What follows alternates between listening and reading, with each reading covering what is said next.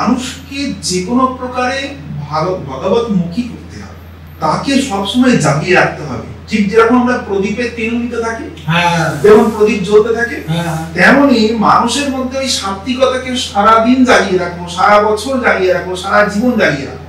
কিভাবে জাগিয়ে রাখবে?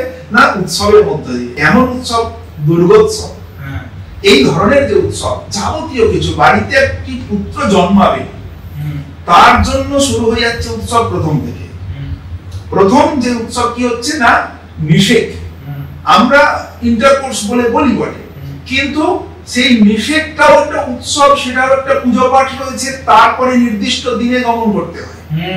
একইভাবে পুত্র জন্মাবার আগে পঞ্চামৃত, সাধভক্ষণ, তারপরে আরো আগে থেকে শুরু করতে পারতাম বিবাহের আগে অগ্রহায়ণ থেকে, যেটাকে আমরা আইবুড়ো ভাত বলি,